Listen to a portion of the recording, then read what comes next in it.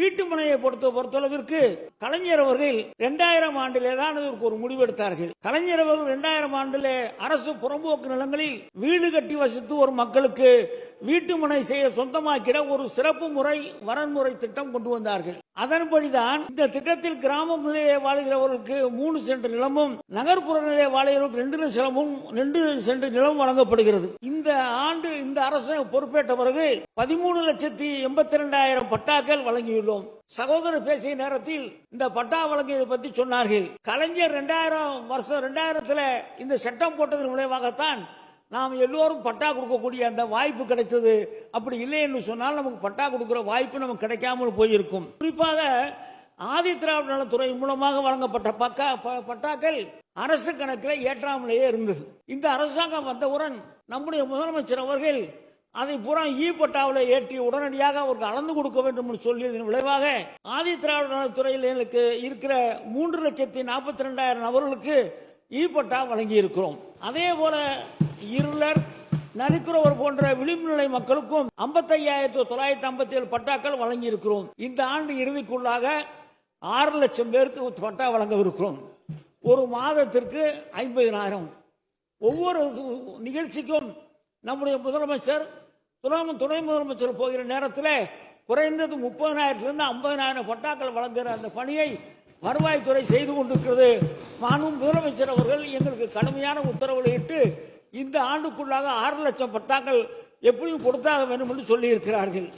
அதே போல சென்னையில் இருக்கிற சட்டமன்ற உறுப்பினர்கள், அதே போல சென்னையை சுற்றி இருக்கிற புறநகர் பகுதியில் இருக்கிற சட்டமன்ற உறுப்பினர்கள், அமைச்சர்களாம் தொடர்ந்து இந்த வீட்டு வசதி வாரியத்தின் மூலமாக வீடு வாங்கியவர்கள், அதே போல நகர்ப்புற மேம்பாட்டு வாரியத்தின் மூலமாக வீடு வாங்கியவர்களுக்கெல்லாம் இதற்கு முன்னாலே அவர்கள் பேருக்கு பட்டா கொடுப்பதில்லை. அரசாங்கத்தின் பேரில் தான் அந்த பட்டா இருக்கும். 2 அமைச்சர்கள் இருக்கிறார்கள். அவர்கள் வீடு கட்டி கொடுத்தால் கூட அந்த இடம் அரசாங்கத்தின் பேரில் தான் இருக்கும். வாங்கியவருக்கு ஒரு இதுதான் கொடுத்திருப்பார், ஒரே பட்டா இல்லை. அந்த 2 துறைக்கும் இந்த அரசாங்கம் வந்த பிறகு, நம்முடைய முதலமைச்சர் வந்த பிறகுதான் 2 துறைக்கும் அவர்களுக்கு நேரடியாக பட்டா கொடுக்கிற வேலையை நம்முடைய முதலமைச்சர்கள் தான் செய்திருக்கார்கள். இந்த பெல்ட் ஏரியா பிரச்சனை இது 62 ஆரம்பித்த பிரச்சனை. 62 ஆரம்பிக்கிற நேரத்தில் ஒரு நல்ல எண்ணத்தோடு ஆரம்பித்திருக்கிறார்கள். சென்னை விரிவாக நேரத்தில் அரசாங்கங்களுக்கு இடம் வேண்டும் என்ற எண்ணத்தோடு பெல்ட் ஏரியா என்று சொல்லி 16 கிலோமீட்டர் அளவிற்கு யாருக்கும் பட்டா கொடுக்க கூடாது என்று சொல்லி 62 ஒரு சட்டம் இருந்திருக்குது. அந்த சட்டத்தின்படி இன்றைக்கு வரைக்கும் நம்மால் பட்டா கொடுக்க முடியாமல் போய்விட்டது.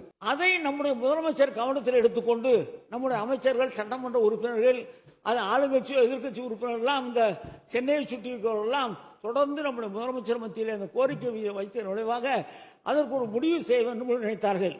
62 சட்டம் போடும் போது இருந்த சூழ்நிலை வேற, இன்றைக்கு இருக்கிற சூழ்நிலை வேற. இத்தனை ஆண்டு காலமாக அங்கே குடியிருக்கிறார்கள், அங்கேதான் வாழ்ந்து கொண்டிருக்கிறார்கள். அவருக்கு ஒரு நல்வழி செய்ய வேண்டும் என்று சொல்லி அதற்கும் ஒரு நல்வழி செய்து அவர்களுக்கும் பட்டா கொடுக்கக்கூடிய அந்த பணியை இந்த அரசாங்கம், நம்முடைய முதலமைச்சர், திராவிட மாடல் முதலமைச்சர் அதை செய்திருக்கிறார்கள். அதிலே கூட சின்ன மாற்றம் வேண்டும் என்று சொல்லி அமைச்சர்கள் சொல்லிக் கொண்டிருக்கிறார்கள். அதை நம்முடைய முதலமைச்சருடைய கவனத்திற்கு கொண்டு சென்று எல்லோருக்கும் கிடைக்கக்கூடிய அளவிற்கு, வீட்டில் குடியிருப்பவர்களெல்லாம் கிடைக்கக்கூடிய அளவிற்கு அந்த பணிகளை செய்து கொடுப்போம். அதே போல இந்த மேய்க்கால் புறம்போக்கு பிரச்சனை, அது எல்லாருமே எல்லா சட்டமன்ற உறுப்பினரும் இந்த மேய்க்கால் புறம்போக்கு பிரச்சனை பேசுகிறார்கள். அது குறிப்பாக சென்னையில் இருப்பவருக்கு அந்த பெரிய பிரச்சனை. மேய்க்கால் புறம்போக்கு பிரச்சனைக்கு ஒரு முடிவுக்கு வர வேண்டும் என்று சொல்லி நம்முடைய முதலமைச்சர் அவர்கள் ஒரு முடிவு எடுத்திருக்கிறார்கள். 22வது ஆண்டுல சென்னை உயர்நீதிமன்றத்தில் ஒரு உத்தரவு போட்டிருக்கிறார்கள். மேய்க்கால் புறம்போக்கு இருக்கிற இடங்களை தனியாருக்கு வீடுகளுக்கு பட்டா கொடுக்க கூடாது என்று சொல்லி உத்தரவிட்டிருக்கிறார்கள். அதையும் என்ன செய்வதெல்லாம் என்று சொல்லி முதலமைச்சர் அவர்கள் அதிலே நீண்ட காலமாக குடியிருக்கிறார்கள்.